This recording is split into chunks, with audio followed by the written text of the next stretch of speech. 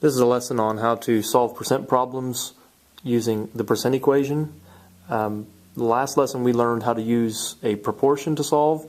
This will be solving it algebraically by setting it up as a sentence in this format. Blank is blank percent of blank. If I can take a story problem and put it in this word format where I have is, percent, and of, you might remember those from the proportion. We're going to see how that works as we set up and solve them with an algebraic equation. So let's try guided practice from page 132. Number 1 says, what number is 88% of 300? What number is 88% of 300? So we need to look at this, and you might notice down here I put is means equals, and of means times. In math, of means times unless it says out of, and then that means divide. But of means times, and is means equals. So I'm just going to translate this into math rather than in words. What number? In math, if we don't know a number, we use a variable. So I'm just going to call it f this time. Is means equals 88%. Now this is where we have to be careful because we can't write 88. We have to write 88%. There are two different ways to write it, as a decimal or a fraction. This time I'm going to write it as a decimal. So I'm going to move the decimal 2 places, which changes it from percent to decimal. And now of means times. So I'm just going to put them right next to each other because that's another way of showing times. And so f equals 0.88 times 300. All I have to do is take 0.88 times 300 and you're going to get 264. So 264 is 88% of 300. Alright, so let's try that again. Number 2. 24, I'm going to translate it into math, is means equals what percent,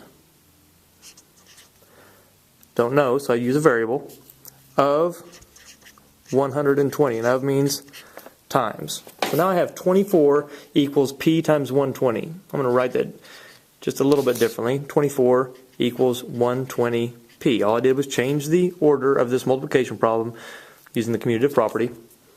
And now I have a one-step algebraic equation. Remember, we don't want to know what 120p is. We need to know what 1p is. So I'm going to undo what was done. They took it times 120. I'm going to divide both sides by 120. 120 divided by 120 becomes 1. So that is the identity of p. 1p is this 24 over 120. And if I divided that, I would end up with 0.2. The problem is 0.2 needs to be changed back because what did they ask? They asked what percent.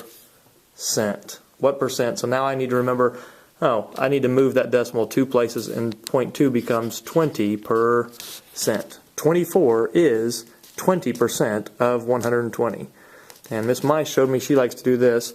She likes to put the percent sign in here, p percent. 24 equals p percent of 120 times 120. So then when you divide by 120, you might notice you still need to be changing it to a percent. All right, one more time. Number 3, and this time I'm gonna put it back into this blank is blank percent of blank. So here we go. 3 is 12% of what number? Don't know. So once again, 3 is means equals 12 percent. I'm going to write this time as a fraction. 12%. Remember, percent means divided by 100. Of means times. So I'm going to take it times W.